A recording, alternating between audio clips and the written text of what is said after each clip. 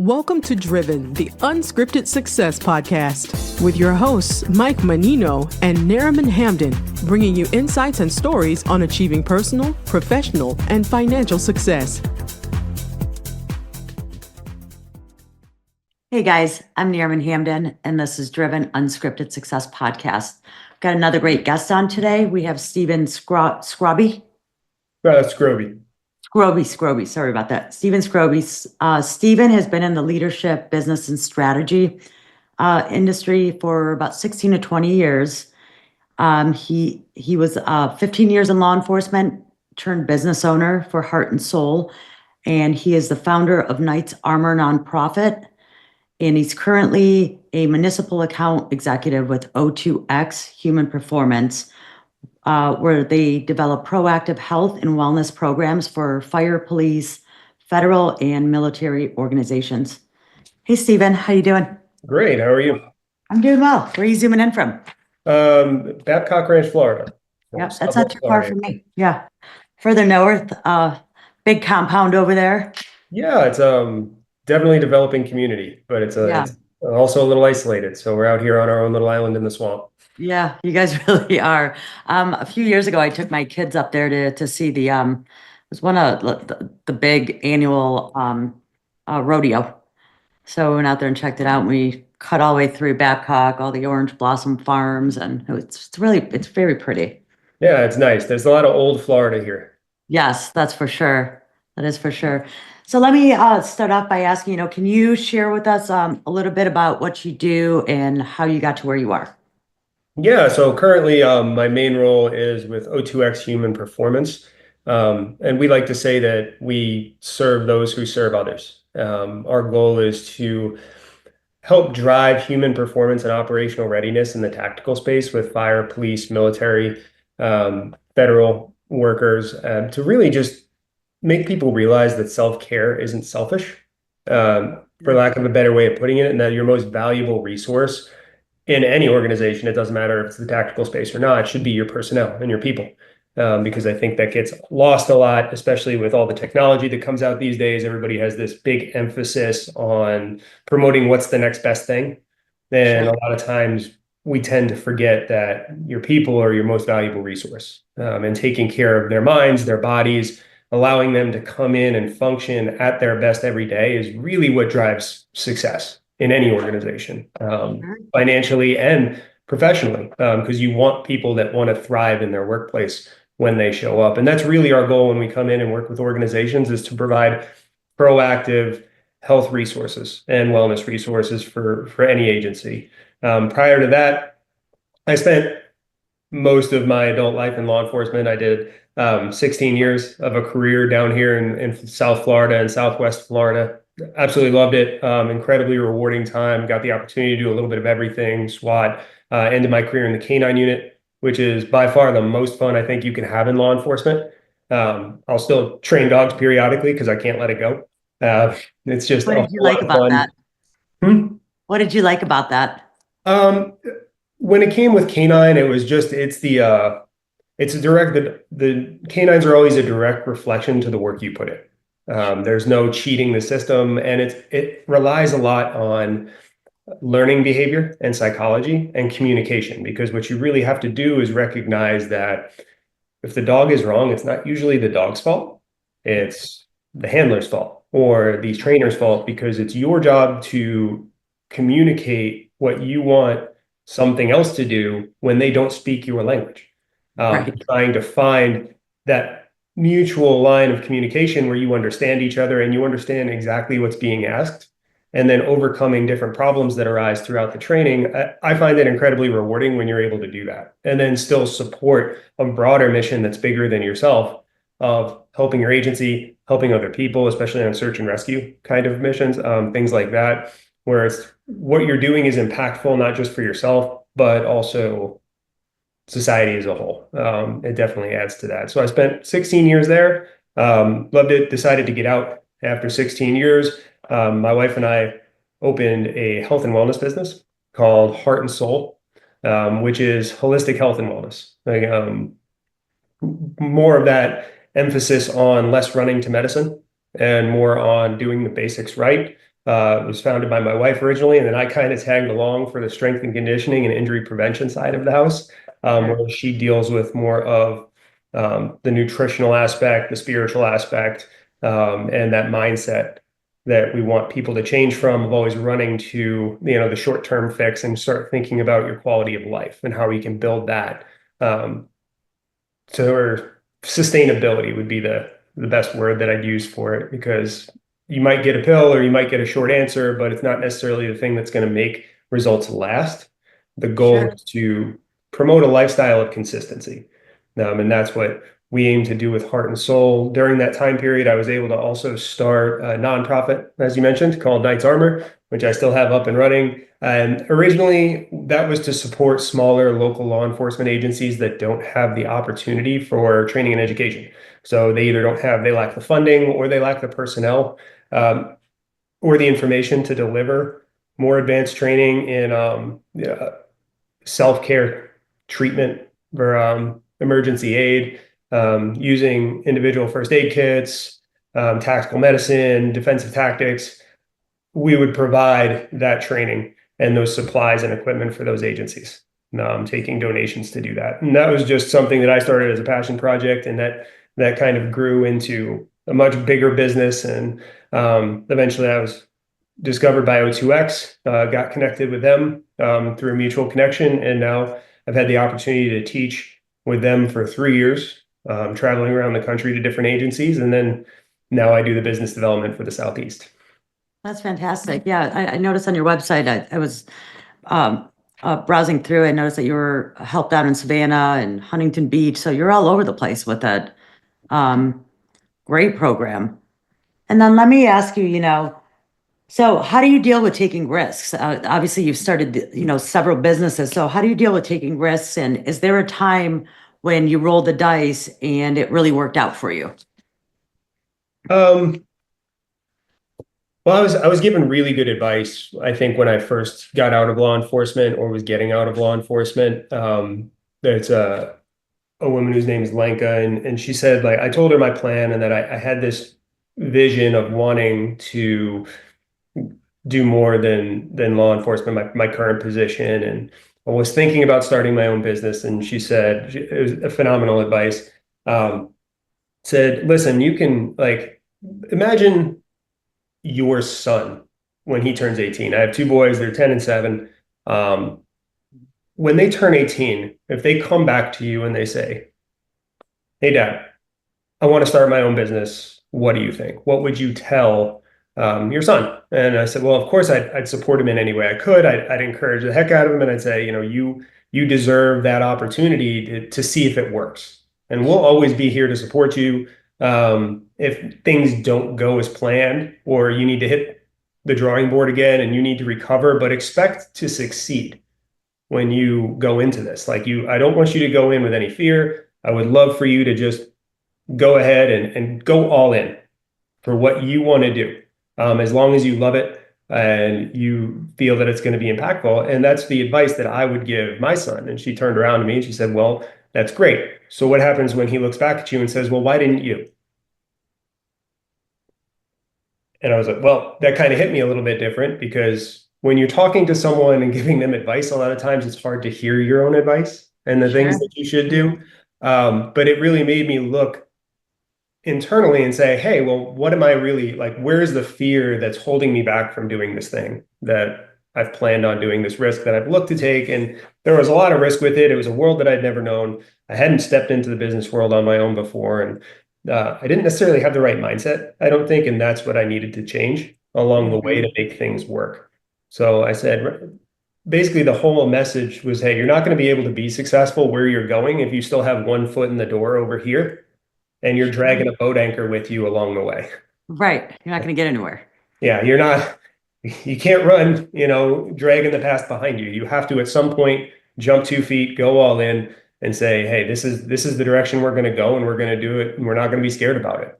And there were a lot of bumps along the way, and it was a huge learning curve for us, certainly. But I think overcoming that fear initially and adopting a growth mindset, as opposed to the one that I had previously, was very closed-minded. where I was like more hours equals more success, and that's it. Sure. Like that's the only possible way I could do better is if I just offer more. And that certainly wasn't that magical formula. And it was exhausting at the end of the day. And it took a little bit of fumbling through that. But I think ultimately when it comes to the taking of risks, is you have to, as long as it feels like that's what you're being called to do and you have a passion for it, and you know that you're doing something good and you truly believe in what you're doing, then it's worth it. Then you can always come back if things don't work, because the only time you really fail is when you quit. So I wouldn't necessarily say we're failing, we're just learning. And it's a giant learning process. And I can say if you're failing, you're technically failing forward. And that's a lot of what I've done over the course. And I've had an opportunity for a lot of good mentors. And I think that risk diminishes a lot when you lean on other people that have experience, that have been where you've been before, and they take the time to mentor you through. And even as a strength coach that I've taken the time to be over the past few years, and wellness coach, I can honestly say everybody, even coaches, should seek out coaching, because it's a highly undervalued tool for finding success. It's almost like the easy button. Yeah, for sure. For sure. So, what's a skill or habit you think doesn't get enough credit for contributing to your success? Success, skill or habit. It's the consistency of doing the small things that you don't want to do first. That's Yeah. because a lot of people, and myself especially, I used to be a big procrastinator, where I put things off and put things off, especially if they were unpleasant or just something I didn't want to do. But you have to do them. I think the best thing you can do is attack those first and get them out of the way, and then everything else flows downhill.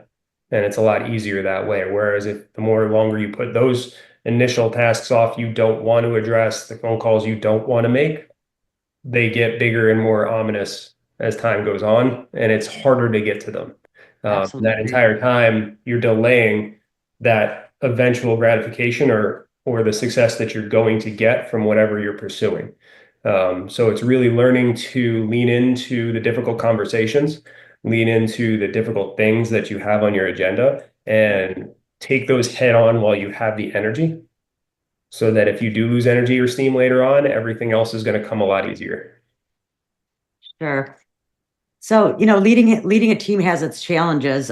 What's your leadership style? And can you give us an example of how it helped you through a tough spot? I'd say I like to lead. Everyone says lead by example. But I believe in never asking people to do anything you wouldn't be willing to do, regardless of where you're at in your career, your position. I think that it's important to always stay humble to what you're asking of the people you work with and the people who work for you. Again, I don't necessarily supervise anyone particularly right now other than myself, which is great. I just believe that if you provide the best example, then the people around you will match that energy. And Sure, they'll be more inclined to. Yeah, that's the most important thing is especially as a business owner or as someone who is in a position of leadership. I think one of the most important attributes you can have is to show that you are willing to work harder than everyone else because you still believe in what you're doing. And that may be in different ways, but you're still doing the work that not that you'll do their job for them, but you'll attack your role with the same ferocity that you expect others to. Absolutely.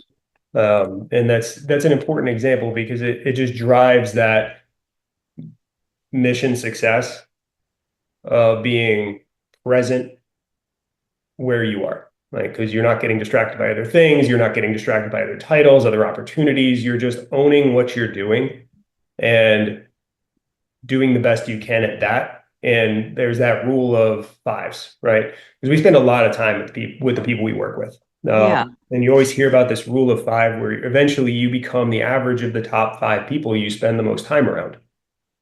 So if you seek out or you exemplify driven, hardworking individuals who are passionate about what they do, well, you're going to be the 5th. You have 4 of those in your life. Now, if you find the people that whine, they complain, um, they cut corners, then you'll find yourself doing the same and making exceptions for your work shortly thereafter. And that's true. I've done studies on that, that's relatively true amongst all populations. Is that tends to happen as you become who you associate with. So the more you try to seek out better counsel, the better off you're going to be as a person and a business.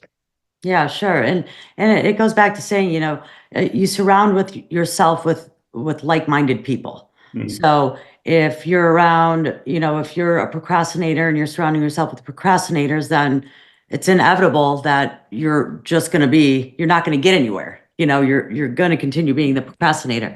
But if you push yourself and surround yourself with people that have more drive, as you said, then you're gonna have a lot of drive, and then you're around like-minded people that want more, and then they hold you accountable and you're holding them accountable. So it creates that, competitiveness within yourself and amongst, one another to push each other, so absolutely.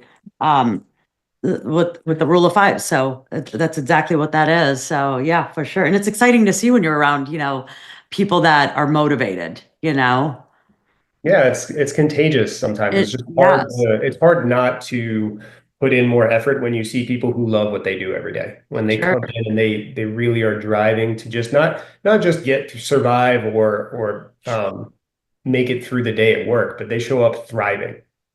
Like they're not even just living; they're pursuing greatness when they show up. Sure. Like That's a they great wake thing. up. Yeah, absolutely. I mean, they're looking forward to getting up at 6 a.m. Yeah. So how do you encourage your team to think outside of the box and bring new ideas to the table? When it comes to ideas and brainstorming, I think it's best to just keep an open mind because we have so many biases we hold on to. Everybody, everybody's the hero of their own story in a Yeah. certain way. Nobody ever wakes up and says, "Hey, maybe I'm not the main character today." That doesn't really happen. Everybody just automatically assumes that what they have, like their confirmation bias, is the right one. So I think, especially eating a little bit of humble pie when you come into important conversations, especially like for me and my wife who like run our business together, and she runs a lot more of that one now. It's a lot of give and take of me humbling myself and realizing that the direction it needs to go isn't necessarily my direction. And just being open and realizing that there are a lot of other good opinions out there and trusting that those opinions and that course of action might work out better than I could have ever imagined. So I think realizing it from a different, like putting yourself in other people's shoes and allowing yourself to see things from a different perspective a lot of time is an amazing tool for anyone that tends to get stuck, because we all have a vision of where we want our businesses to go. We have a vision of what we expect things to work out as. And I think as soon as we can get rid of those expectations, like it's great to have goals, but when you start to have too many expectations that are too specific, then it's almost control to the point where it's controlling. Absolutely. And I think growth, especially in business, have to a lot of times be an open dialogue, because you're there to solve someone's problem. You're there to be the answer, and that might not be your answer. So Yeah. that can come from a lot of different sources, and being open to that, I think, is the best thing that you can encourage as a team to discuss. Like there's nothing that's out of bounds. There's nothing that might not work. Like everything is a good idea until it's not. Sure. Try it. Let's implement what your process is that you think will get us to this point. And if it doesn't work, then you find the solution that does work, But I do like, allowing people to run with their ideas to a certain point, and test them out. So that's a great way of leading, your team. So that's fantastic. What does a day in your life look like? So how do you juggle work and everything else? You've got a lot going on there. Yeah, we do. We're a very busy household. So we have a homeschooling family of two boys that we also teach here. Again, my wife, she's an amazing individual. She has the ability to do that too somehow, where she concentrates heavily on their schooling. But I usually wake up at crack of dawn because that's my time for me, where again, I think that if you're going to be in the health and wellness space, any kind of health and wellness space, you have to try to be the best example of that you can. Especially if you're going to preach mental performance, you're going to preach things like self-care, self-regulation, all these things. Like, you need to be an example of that, because nobody, and it's a saying we used to have in canine training, is nobody wants to listen to the handler with the worst dog. Right. Like, you don't want to go to the gym and have a trainer who looks like he doesn't train. A nice way of putting it. Like, that's not the people we seek out. We want the people to be the examples of what we're preaching. And I think that's important. So I spend usually the first few hours of my day in the morning doing that. Like, that's my wellness routine, and it might not always be active. But usually I'd like to do jujitsu. So I'll go there, or I'll weightlift, I'll run. Or if it's a recovery day, I'll do some cold plunge, some heat therapy, depending on what my body needs at the moment, because I'm getting older and it takes a little bit more to sustain Yeah, I my understand that. lifestyle. So I have to concentrate on recovery just as much, which is a great opportunity to slow down and do things like mindfulness and meditation. So I usually take those 2 hours to concentrate on that. And then I just run right into work. And the majority of my work now, originally when I was with O2X, it concentrated solely on teaching and instructing. And we discuss a lot on culture change within the fire service and law enforcement agencies. So we do a lot of that. And we also just run those holistic health and wellness workshops that I was speaking about previously, where we come in and we want to teach that all around idea of health and wellness, where it's not just about the fitness part, but also about slowing down, taking time for yourself, and really stress managing through a lot of different ways and tools that you can apply. So I used to do that. Now, majority of what I do is business development. So I'm reaching out to clients, following up in meetings, explaining exactly what we can do and the service we can provide, and the help that we can offer these agencies through meetings throughout the day. I still have the opportunity to go and speak. Thankfully, I still get a reasonable amount of opportunities to go out and discuss when we're requested at conferences and things. So we'll travel. We pride ourselves on being expeditionary, because I think to really have success in the health and wellness field is you have to meet people where they're at, whether it's either just selling what we do or actually delivering what we do as an organization. It's always going to be better when you bring your resources to the person in need or the agency in need. So we make an effort to go out and do that whenever we can. Get to as many agencies and conferences where we're in person speaking one-on-one or group settings. We'll do that as well. And that will consist of the majority of my day until the evening, when it's family time, rest and recovery, whatever else that we have planned. And then we just go from there. Yeah, that's a packed day. Yeah. But it sounds very organized and manageable. It's a lot of scheduling, Yeah. lot of scheduling, because we have so many working parts going together. And now that any parent knows, as your kids grow up, Yes. life gets busy, and Yes. it's only getting busier as we go on. So Yeah, make sure we absolutely. find time for all of that somewhere in the middle as well. Yeah, absolutely. So has there been a book, a podcast, or someone that's really changed your outlook and approach? There's a few. Yeah, there's let me think. The podcast that I love to listen to currently, we have an O2X podcast, which is phenomenal. Most of our specialists that we employ to do our training and education workshops are on there, in the health and wellness space. Pete Kadushin, who's he's a certified mental performance consultant. He has the mental training lab podcast, which is phenomenal. I love the psychology of the things that we discuss a lot when we're working with agencies and organizations, because when it comes to, and people they tend to confuse mental health and mental therapy with mental performance. And I think that anything on mindset, like there's a book called Mindset by Carol Dweck, that's amazing.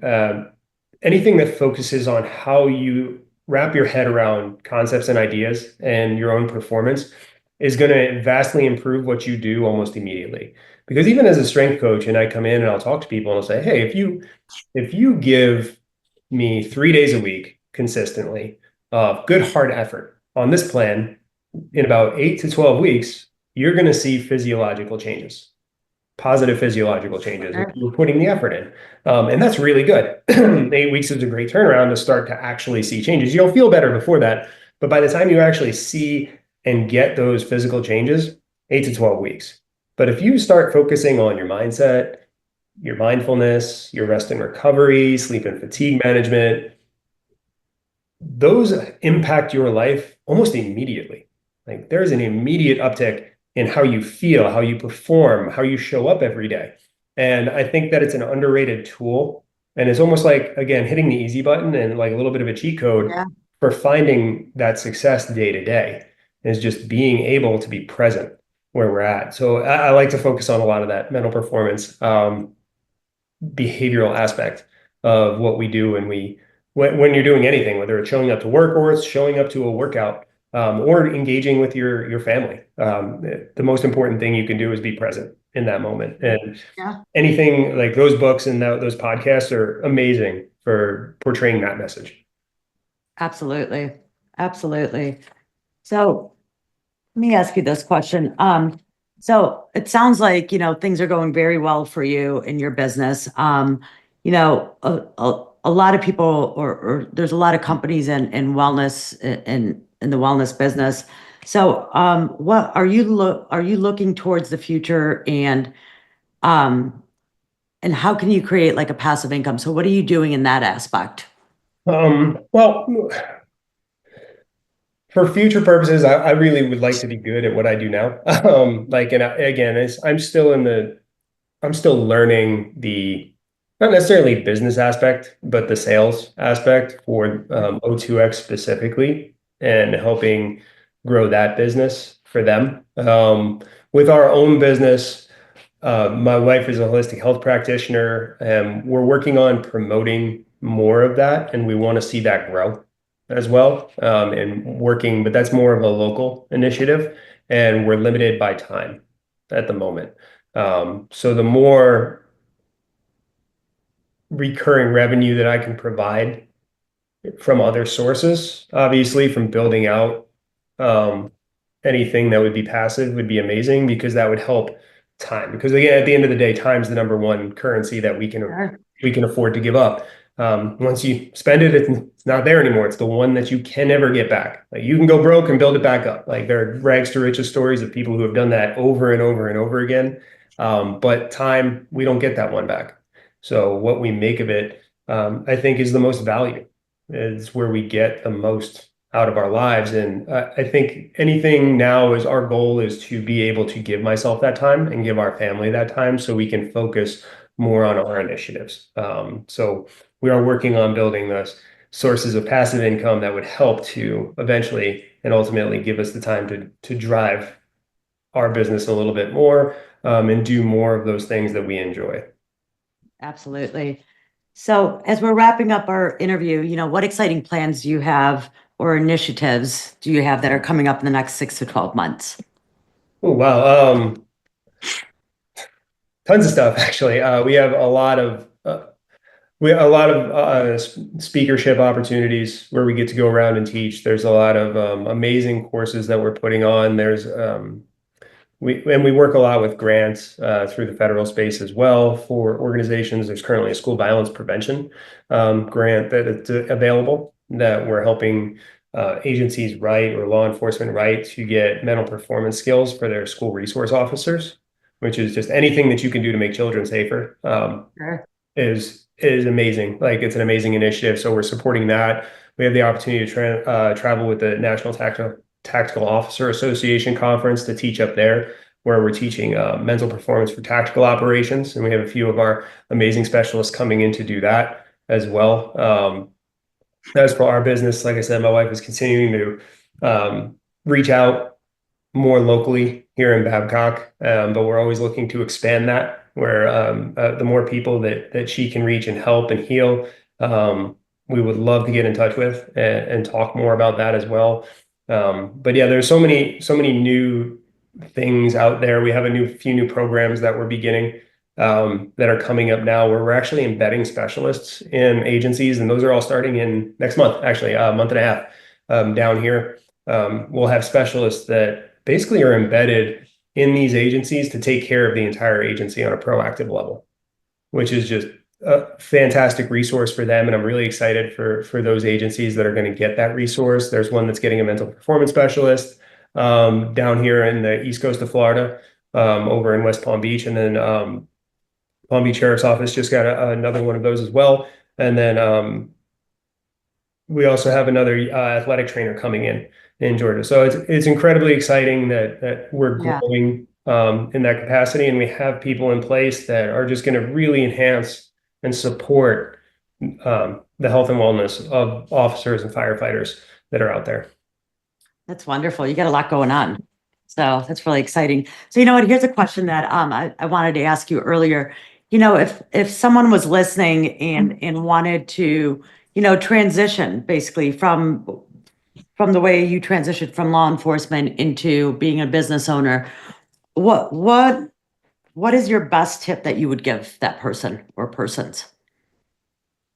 Adopt a growth mindset rather than a fixed mindset, because a lot of times, and with most businesses that you'll get into, it is that very specific, like if you want to make more money, you have to work more.